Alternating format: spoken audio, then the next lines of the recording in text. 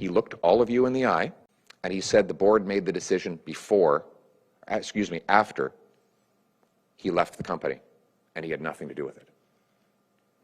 Are you ever going to believe anything he tells you again? The compulsive liar strikes again. Yeah, I also can't believe that Mark Carney has lied publicly again, even though he just did that like 2 days ago and is being called out for it. But alas, that's kind of how compulsive liars work. They literally can't help themselves and often even believe what it is that they say. We're going to fact check that, obviously. I'm Jasmine Lane. This is Over Opinionated. Subscribe to the channel, like the video, comment your thoughts down below. Follow me on other social media platforms as well. Lots to get through, including another liberal appearing on an American talk show to talk crap about Donald Trump and also talk crap about the Conservative Party, and I have a lot of thoughts on this one. More stuff on Mark Carney and his wife. Video footage has come out of her making fun of Canada and the Canadian economy. That's interesting. And Pierre Poilievre gave a press conference today, among a couple of other topics that we'll get into. Let's first get into Pierre Poilievre's press conference. Something that I've seen trending online lately has been conservatives who say because of his stance or lack thereof on certain topics that they don't trust him, they think he's a liberal, and they don't want to vote for him. To which, I ask, okay, so who's the next best bet then? I don't personally see any. I have a bit of maybe more of an unpopular opinion on this, but let's just get through Pierre Poilievre, what he had to say, and I'll chime in afterwards. Our allies are calling for a coalition of the willing to guarantee the security of Ukraine. You talked about pipelines there, but what tangible military supports would your government provide Ukraine, and does it include Canadian troops on the ground? One thing that is important to note is Justin Trudeau it's so crazy. He literally has, 6 days left as prime minister before he is officially replaced. And he's actually down in the UK right now with a bunch of other European leaders to discuss the conflict in Ukraine with Russia. And the reason why people are saying, oh, would that include boots on the ground, could probably be due to this. The UK is prepared to back this with boots on the ground and planes in the air, together with others. Thank you for your question. I haven't seen any such proposal. What I can tell you is that we've already supported, for example, giving missiles.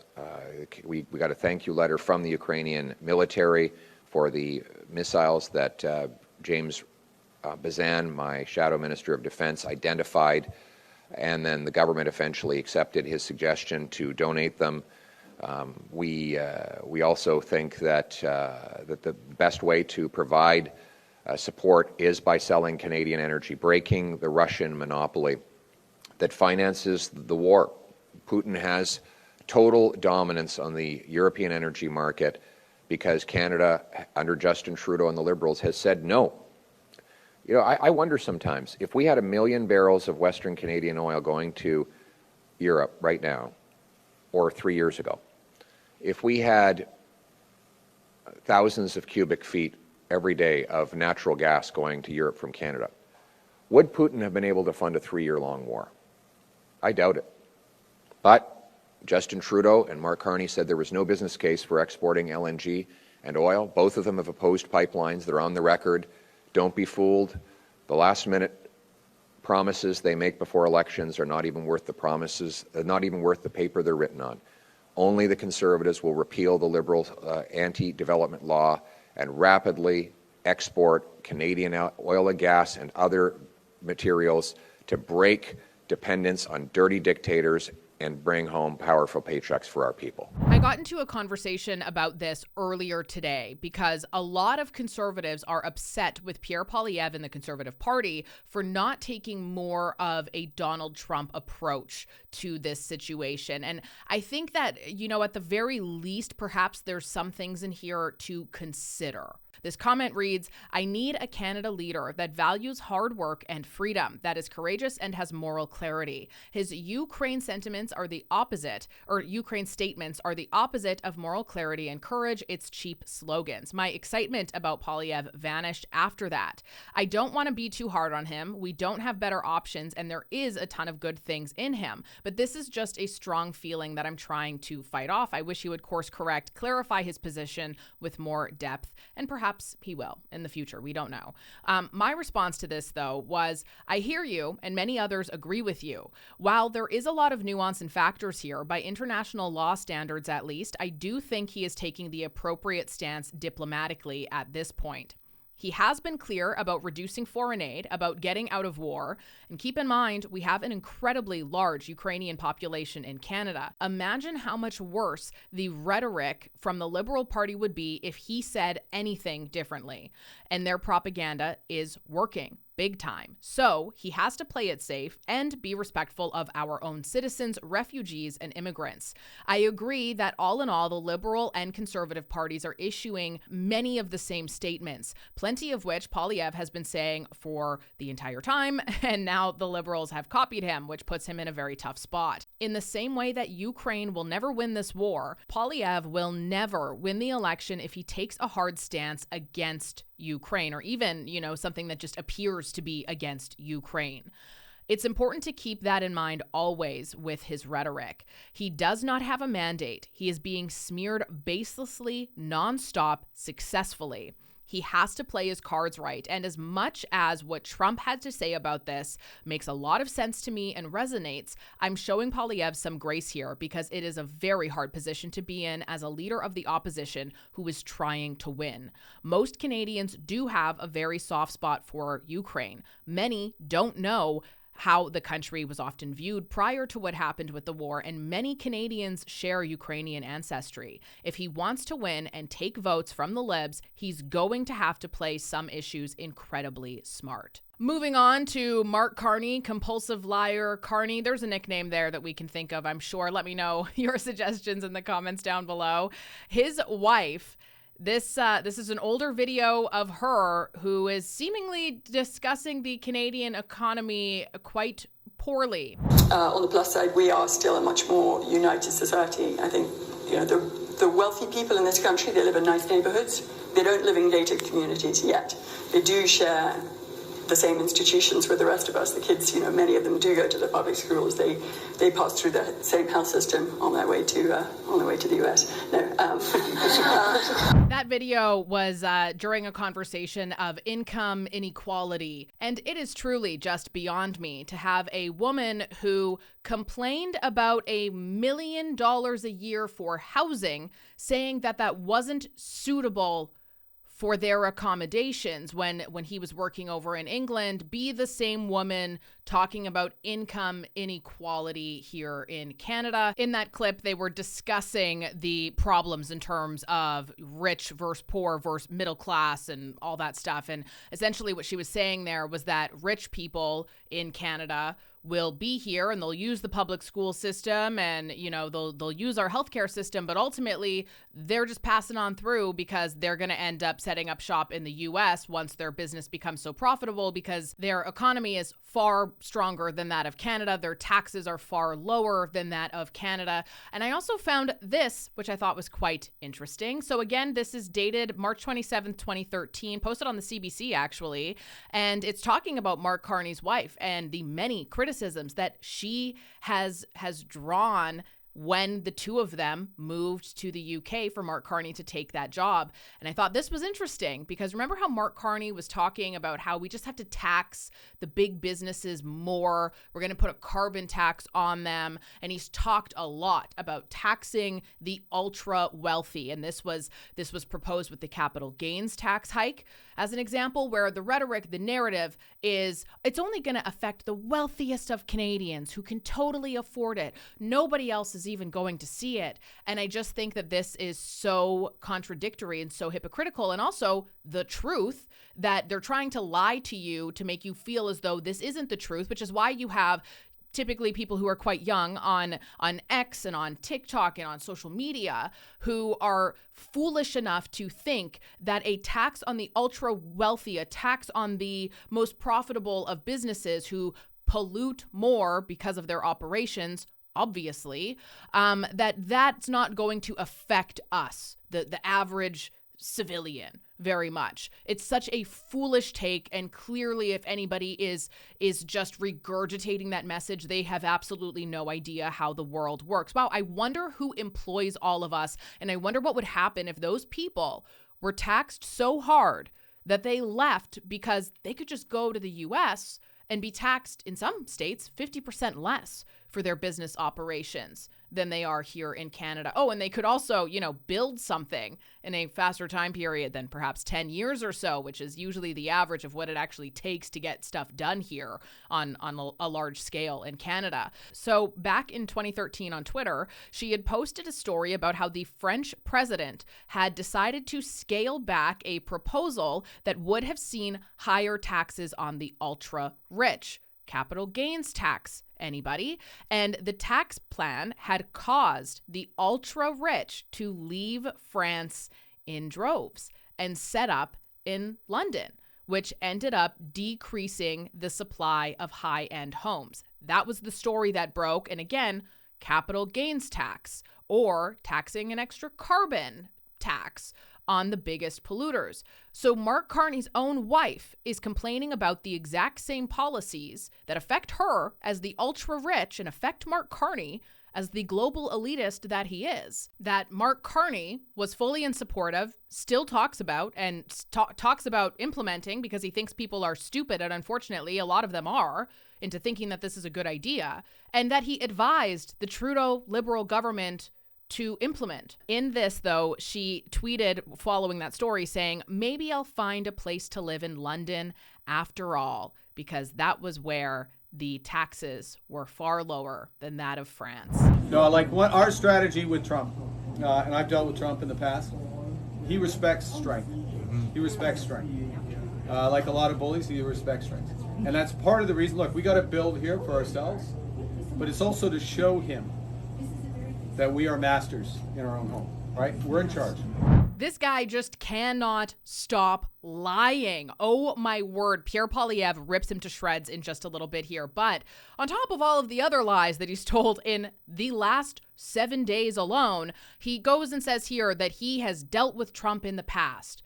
Well, I decided to fact check that. Turns out, yep, that's not true. So I'll just read you what the fact checker shared with me. Mark Carney has claimed in public statements that he has dealt with Trump in the past, particularly in the context of his current candidacy for leadership of Canada's Liberal Party and the potential role as Prime Minister. However, there is no clear, publicly documented evidence of direct interactions between Carney and Donald Trump during Trump's presidency or earlier in his business career that would substantiate this claim in specific official capacity. It goes on to say that it's possible Carney is referring to broader indirect dealings through his roles in global finance during Trump's presidency, such as coordinating with U.S. economic policies or responding to Trump-era market shifts. Alternatively, he might have met Trump informally at an international event. Until Carney provides concrete details or evidence surfaces from Trump's extensively documented interactions, the claim lacks substantiation beyond his assertion. Canadian media have not widely fact-checked this specific statement as of March 2nd, 2025, leaving it an open question subject to skepticism. And I don't know, do you think that Canadian media is going to try to fact-check him? Because this is how it's been going so far. If his brand is that he's authentic and he will give Canadians the straight goods and he will tell us what he knows and what he doesn't know, the fact that his instinct was to couch the truth, I think, is quite troublesome. Yeah. But maybe that's the one thing they actually told him to do. I don't know. The other thing that really troubled me, frankly, was his non-answer on Bill 21, that his campaign team has also declined to answer. So I feel like there's a lot of vagueness that is emerging out of the Carney camp that should be a warning sign, also including how he doesn't know how much groceries cost. And here's Pierre Poilievre this morning calling out the media for just accepting his lies all the time. That is a very precise statement, precisely the opposite of the truth. The formal decision happened in October, 3 months before Mark Carney left, and he chaired the meeting. Now, he told this to all of you, the media here today. Let's digest that for a second. He sat at that mahogany table, grasping the gavel, and recorded the decision, which he agreed with, to move the headquarters to New York from Canada. And then just the other night, when you asked him about it, he looked all of you in the eye, and he said the board made the decision after he left the company, and he had nothing to do with it. Are you ever going to believe anything he tells you again? Don't you think he should come before you and explain himself? Mark Carney has to come before Canadians and explain. He needs to explain why he lied. And it would make perfect sense that the apple does not fall far from the tree. Mark Carney has been advising many people on the Liberal cabinet for a long time, a very long time. He's been involved in Justin Trudeau's life since 1984 when his uncle married Justin Trudeau's mother. They did later get divorced in 1999. He is the godfather to Chrystia Freeland's son, which is weird because Chrystia Freeland only met him a few years before her son was born, but alrighty then. And Chrystia Freeland goes on Real Talk to discuss the Liberal leadership race here in Canada, to smear Pierre Poilievre to Americans, and to also insult Donald Trump a little bit more. And I can't get over the fact, I'm putting these pieces together, that Pierre Poilievre, who is the Conservative leader of Canada, who has been Canada first, so he says, and so his actions show, forever. He hasn't gone on CNN or MSNBC, but do you want to know who has? Justin Trudeau, Chrystia Freeland, Mark Carney, Jagmeet Singh, among others from the Liberal Party. They have all chosen to fly to the U.S., presumably on your tax dollars, because it's a work-oriented thing, to plead their case to American left-wing viewers. Isn't that kind of weird, especially when you consider the fact that since certain bills were introduced by the Liberals, propped up by the NDPs, that Canadian citizens wouldn't see clips or highlights of these interviews on their social media feeds from the page posted directly.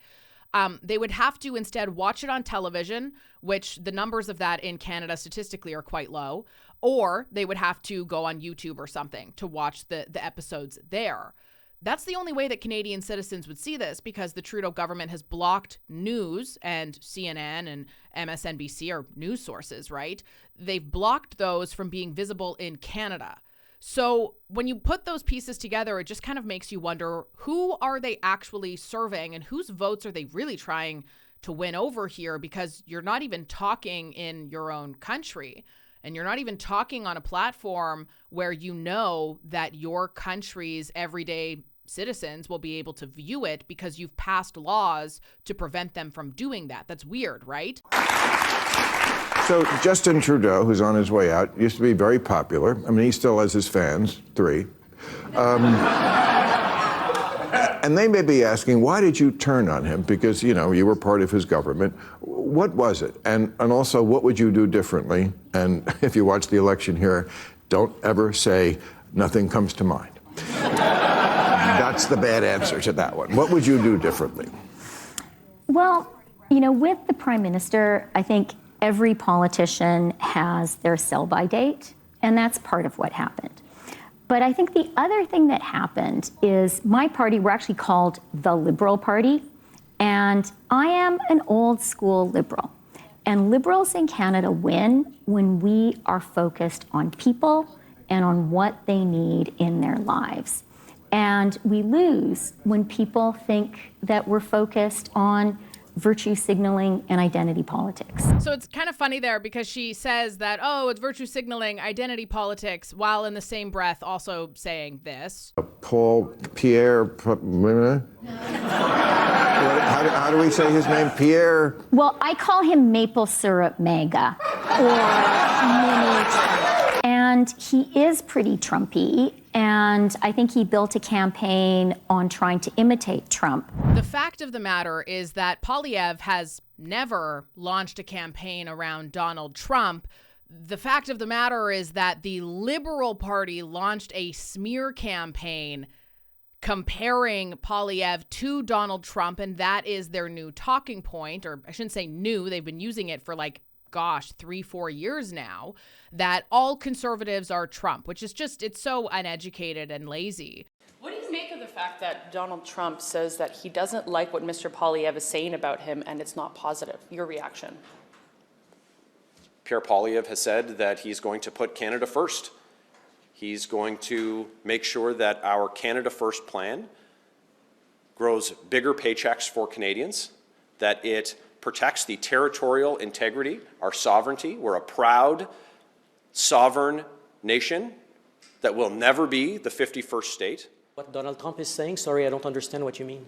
You think that the objective of the official opposition should be to gain the praise of foreign leaders instead of to put Canadians first? Because that's what we're doing. The Liberals jumped on an opportunity, and it has done quite well for them because they're lying and they're smearing and they're gaslighting and they're making comparisons where they don't quite exist. And to really signal just how silly this is and how pathetic it is, and it's just the worst diplomacy imaginable. You say you are doing what's best for Canadians while insulting your population who wants to vote conservative or who has conservative values, and then insulting and agitating the person who is making such comments about us. You really think that's best for us. But hey, two can play at that game. So let's just show how lazy this actually is. Who's the worst person to stand up to Donald Trump? It's Pierre Poilievre. He worships the man. He uses his language. But those good old times, my friends, are over. Those days are over. There's lots of reasons why you want credible and predictable climate policy for a Green New Deal. I terminated the ridiculous and incredibly wasteful Green New Scam. We are a proud, sovereign country. Here's the United States is strong and sovereign. And something that my government is going to do is to use all of the powers of the federal government, including the emergency powers of the federal government, to accelerate the major projects that we need. Every member of my cabinet to marshal all powers at their disposal to defeat inflation and bring down the cost of daily life. People will charge me as being elitist or a globalist, to use that term, which is, that's exactly, happens to be exactly what we need. I know all the elites. They're not very smart in many cases. They have a lot of hatred in their heart. Or the rule of corrupt, power-hungry globalists. Globalist, to use that term, which is, that's exactly, happens to be exactly what we need. A globalist is a person that wants the globe to do well, frankly, not caring about our country so much. That sounds so much like Donald Trump, I wouldn't be surprised if Donald Trump wrote it. Coincidence? I don't think it's a coincidence at all. I hope you enjoyed that because it took me a lot longer to make than I would have liked. I'm Jasmine Lane. This is Over Opinionated. Subscribe to the channel. We are so close to 70,000, which is just unreal. I'm so grateful to have you in my life. My goodness. You can also like the video, comment your thoughts down below, and give me a follow on other social media platforms as well.